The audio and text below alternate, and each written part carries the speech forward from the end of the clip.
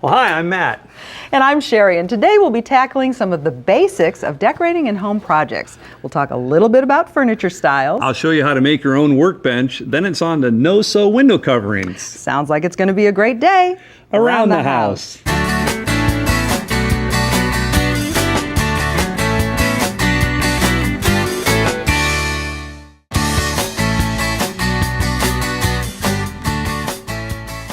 Hey everybody, so if we're talking about the basics, I would have to say one of the most common basic questions that I get is, what style am I? Yeah. So we thought it'd be a good idea to give you a basic lesson in decorating styles.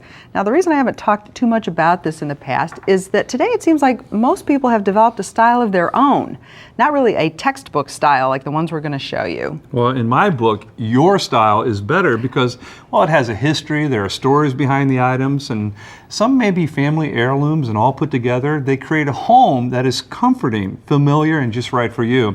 So don't worry so much about what style you are, well, unless you're getting ready to redo everything and want to make a whole new cohesive statement, which is exactly what sticking to one style will do for you. All right, why don't we take a look at a couple of the basic popular styles. All right, well, we're going to start with traditional. It's a good place to start because it's easy to understand. It's about everything classic, like classic themes, colors, and all the classic furniture styles you've heard of over the years. You know, familiar styles like the Queen Anne with its sort of curved legs, and they're called cabriole legs. Tradition is all about detail and ornamentation. So let's take a look at our traditional grouping. Now back here we have a Queen Anne style wing-back chair with those short cabriole legs and side wings, and that's what gives it its name. Traditional style area rug, of course, displays that center medallion, which is very common. And like traditional furniture, it has curved lines and lots of detailing. Now these traditional pillows have what sort of seem to be a bit of an Eastern influence to them, but I like their color with what I've selected, and they're made out of velvet, which again is a very traditional fabric. For the wall mirror, an oval, very traditional, and the pretty floor lamp has that graceful curve and the traditional style in its shade, and some of the refined detailing you see, like in the finial and the swing arm, along with that added tabletop.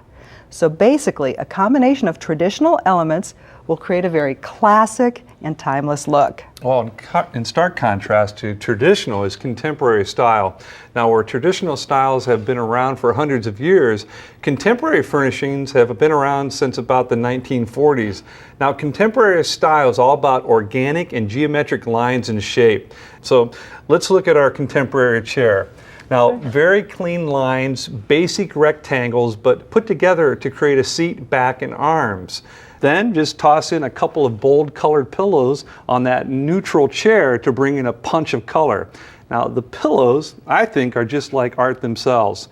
Now on the wall, the contemporary mirror uses geometric shapes, circles, to create a circular frame, and it's finished in a very nice glowing brushed brass.